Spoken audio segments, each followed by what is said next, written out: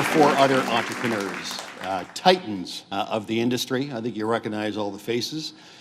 Titan superstars.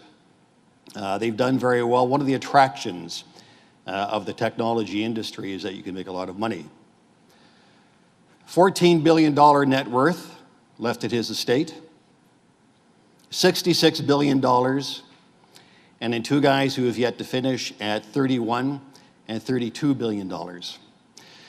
But you know, the money from all the entrepreneurs that I've met, and I've met hundreds that I've worked with over the last 35 years, money is certainly a motivator, but it's not the primary reason that they went into the business. The primary motivator for being an entrepreneur is that they could change the world.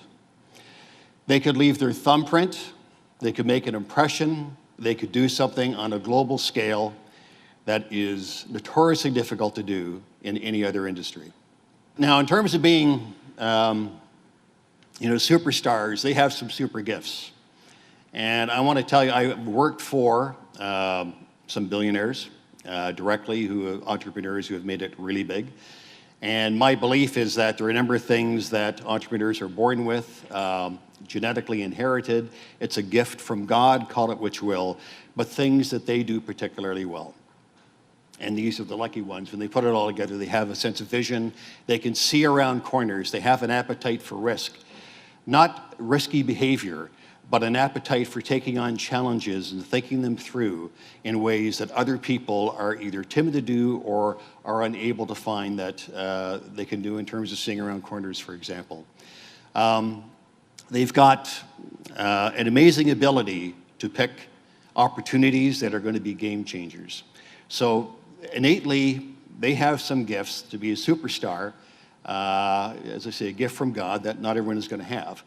But I'm not going to talk about the superstars today beyond this. What I want to talk about are some of the things that I have observed in successful entrepreneurs who may not have all of these gifts. So I've been at it for 35 years. I spent 20 of them in Silicon Valley, not down here in Silicon Beach. And it wasn't what I chose. It was because I worked for a company that brought me down there. I wound up at Sun Microsystems becoming Senior Vice President of Global Marketing. But I got to encounter a lot of people. I got to see a lot of things. And over the years, I formulated a pretty good sense of who the winners were going to be in terms of individuals as entrepreneurs, the ones who could stretch out there with their hand and get something accomplished. Sometimes I got it right. As with this gentleman that I met in a meeting over 20 years ago in Palo Alto. And at the end of that 1.5 hour meeting, I found myself thinking, this is a guy, he's got his head screwed on right. He's got a brilliant brain. He is going to go places. And he did. He went to Google, where Eric Schmidt became chairman and did very well. And he's currently worth over $8 billion. Now, while I was able to pick some winners, there was a lot of hit and miss, especially early on. And sometimes I just got it really wrong. These are a couple of engineering students from Stanford that I met in, I think it was April or May of 1995. And they were trying to do something I'm going to talk about. They were trying to get something from me, a resource from me that they didn't have. They were looking for a development server. I spoke to them for about 10, maybe 15 minutes. The one on the left did all the talking. The one on the right just nervously stood looking at me. And I thought, I got 2 business cards from them and said, I'll get back to you. And the next day I got back to them and said no, but I kept the business cards. And I kept those cards, and those are the actual cards as a reminder that you can't be hasty. So these are the founders, Jerry Yang and David Filo of Yahoo, and they did particularly well. I didn't understand what a search engine was. I was still trying to understand what the World Wide Web was. And I couldn't grok their idea, and they weren't particularly impressive as speakers. Well, the one said nothing. So I passed on it, and it was a mistake. So I've tried to learn from the ones that I could put my finger on, and you just watch that progression, as they go up the stairs. And in the ones that you made a bet on, and the elevator just never went above the first floor, and in the ones you didn't think were going to be able to do it, and they got on that elevator. So I pulled all that together, and what I've learned is beyond perhaps some of the innate gifts that they're born with, God-given, I found that there are 7, not qualities, but habits, 7 learned behaviors of successful entrepreneurs that to some way, shape, form, or degree, they all have the ones that I've dealt with. And the good news is these are habits that people like you and me can acquire, mere mortals. And I got to share them with you. They are builders. They don't dream big alone, they build big. They build franchises. They build and expand markets. They expand their offerings. They expand the value of their offerings. They grow and expand organizations. They're like Energizer bunnies. They don't know when to stop. And they form the habit of restlessness where they never stay still in one place. And what is amazing is that this is balanced, I've observed, by a second habit. The second habit is actually they know how to pace themselves. And they're like long-distance runners. You know, people tend to think that the really successful entrepreneurs are just out there grabbing at everything. But I've observed that they're not. They're like the Energizer bunny, but they know the difference between vision and reality. They see that distance. They want the vision, but they're well aware of the reality of today. And they take bite-sized pieces.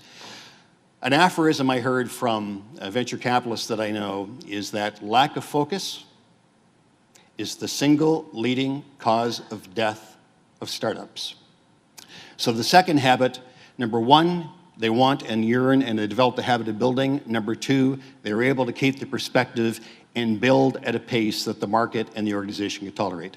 And where they get this skill from, and I heard this mentioned in a couple of presentations today, in terms of the ecosystem, but there's a reason that they are often successful entrepreneurs asked to speak about what's going on in their industry. And that reason is because they have a voracious appetite for studying and knowing it cold. They know the market, they know the opportunities, they know the trends, they know their competitors, they know what's working, what's not, they know the opinion makers, they know the movers and shakers, they know the trendsetters, and they study this market cold. And one of the things in studying this market and knowing it cold, studying their market, their ecosystem, so they know every little nook and cranny, it exposes them to and helps them develop early on in particular in their entrepreneurial careers is habit number 4. They are, at the beginning of their firms, probably as many of you, the chief revenue officer. Years down the road, perhaps they have a large sales organization of hundreds or thousands of direct and channels, retailers, who knows.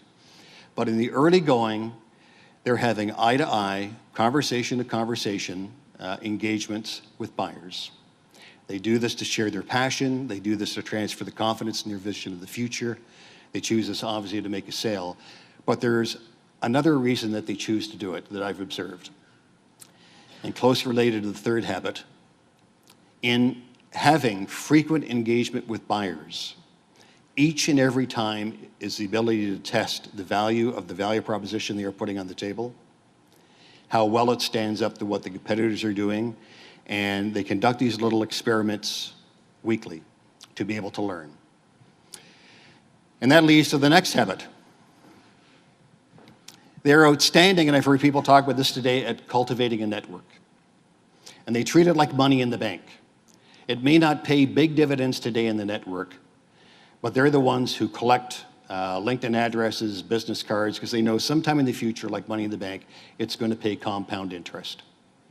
There may be that time that you have to reach out to somebody for something you don't need today, but you may need 3 years down the road, and they recognize the value of having a precious contact today they may never have to call on in the future, but when they do have to call, they know that person is going to pick up the phone. And this helps them become particularly good, this habit of developing another habit that I alluded to early in the game, is that they are outstanding at leveraging the resources that they need to grow their business, but they do not have and they cannot fund. They willingly enlist the support of others to provide their resources to help them. And successful entrepreneurs have an uncanny ability to do this.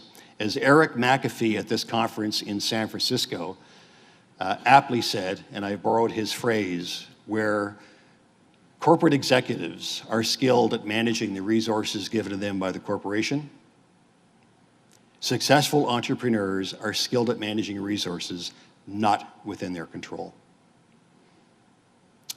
Next slide, which I've deliberately saved for last, number 7. And there's something that this picture from the movie Carrie, fried chicken, and bagless vacuum cleaners have in common.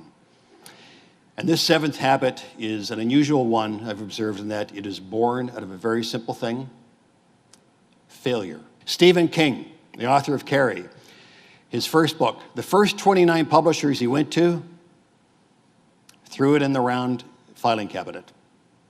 He was about to give up. His wife, Tabitha, encouraged him to go to the 30th publisher. The sale of 400 million of his novels, copies of his novels later, and 8 movies, he made a good decision. If you think he tasted failure, the Colonel tasted it in ample proportions.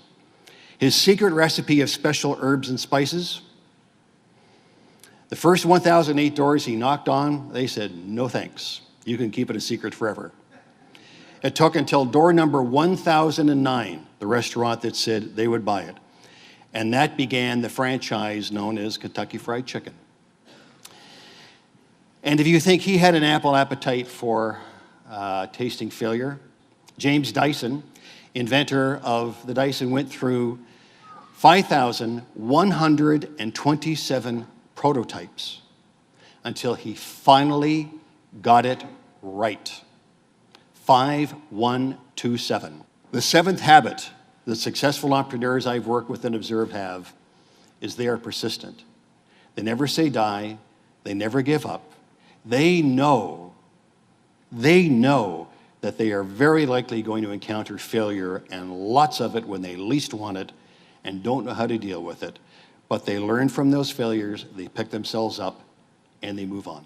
So the good news, these 7 habits, they're habits that you can learn.